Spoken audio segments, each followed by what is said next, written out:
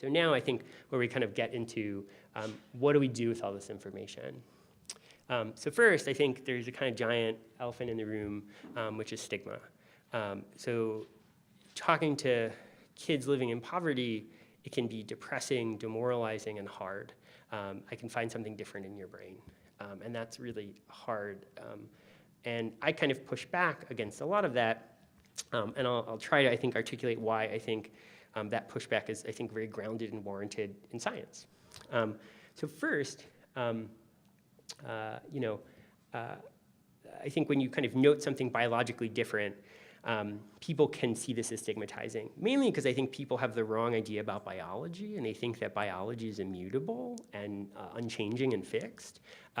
Your genetics are mostly fixed. There's some debate about epigenetics and what happens from the genetic blueprint, but your brain is actually an organ of adaptation. It changes. That's the whole point of it. It's impacted by experiences, and it kind of calibrates to where you are. And doing different kinds of experiences over time can actually train and change your brain.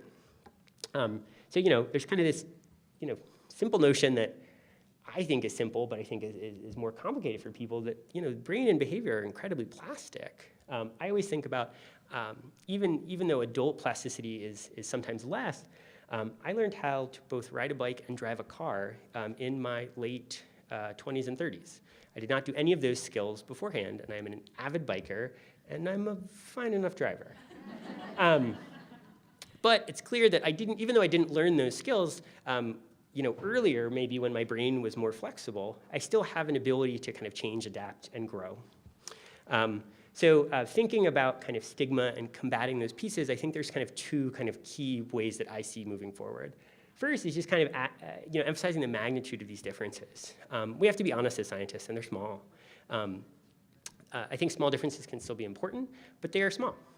The other thing is thinking about kind of evidence from behavioral and brain plasticity work, especially in economically marginalized samples. So to kind of actually show you the data, and this is a rare thing that we do, I think, as scientists, to kind of really kind of get at the variability, I'll show you some kind of different plots that kind of are comparing non-adversity exposed individuals and adversity exposed individuals. I couldn't find one that was purely just poverty. But basically, here's a scatter plot of the volume of the hippocampus for non-adversity, kind of affluent, quote-unquote, control individuals. Here's people exposed to adversity, youth of the same age, exposed to adversity. These are different kinds of adversity. There's poverty, early social neglect in institutional settings, as well as physical abuse.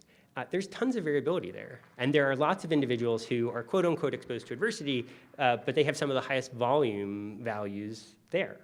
And so when we actually kind of get into the statistics, that's a meaningful, we talk about p-values, it's meaning from a statistical sense, but it's a modest value. So I think that's one kind of thing to first kind of note. It's not that someone has a hippocampus and someone does not. It's not ever that extreme. It's very modest. Those modest differences can still be important and relevant, though. The other kind of piece is thinking about kind of behavioral and brain plasticity. So hopefully folks can, I think, the Great Smoky Mountain study that I showed earlier is my favorite, one of my favorite studies in the world. And so hopefully that, I think, can be illustrative, number one. But I'll also kind of give a quick example from some work I've been involved with doing some interventions in the Black Belt of Georgia. So researchers in Georgia created an intervention to kind of bolster what would be called self-regulation. Self-regulation is kind of broad umbrella construct that's really about kind of controlling your actions, cognitions, behaviors, all to kind of ultimately accomplish a goal. And this was very culturally sensitive, thoughtful work that was done in families with a 10-year-old African-American child. These are all African-American families, as a note. And this work was directed and has been directed by a guy named Gene Brody at the University of Georgia at Athens for the last 15 or 20 years. And he and his colleagues run what's called the Center for Translational and Prevention Science. And I'm going to talk really quickly about what's called the Strong African American Families Program, or SAFE. And so SAFE was a really kind of brief intervention, lasted for a couple of months with these kind of 10-year-olds and their parents. But Gene and his colleagues have followed these individuals into their adult years, and they're still doing follow-up. The participants are about 26 or 27 now. But when they look 15 years later, they did this intervention at 10 for a few months.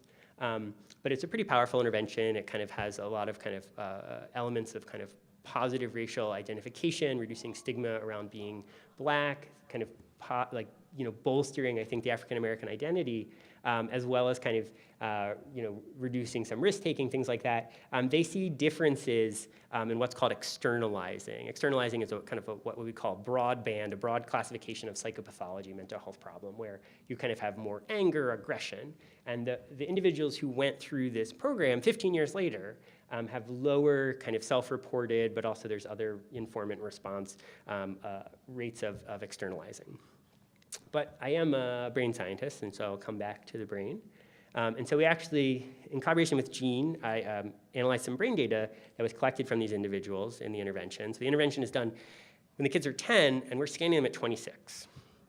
And we actually kind of compared the intervention and control group, and actually we see differences between how the hippocampus and the prefrontal cortex are communicating when these individuals are adults. And so basically the individuals in this SAFE group, this intervention group, have higher levels of communication between these two parts of the brain. I haven't talked about this kind of modality of MRI, but the idea is that two parts of the brain may be coupled and using information in like-minded ways and kind of more able to kind of adaptively kind of respond to the environment and thinking about kind of memory and kind of top-down executive control kind of going back and forth in a more synchronized fashion. So these individuals actually have kind of better communication networks between these two kind of critical nodes that we've already kind of seen continually affected by SES. And this coupling is also related to that externalizing kind of piece that I highlighted a second ago. So at some point in the Q&A, I want to come back to thinking about other ways to kind of combat stigma. I think you guys are more thoughtful and kind of more present in the lives of youth and may have some better ideas about kind of thinking to kind of work with that.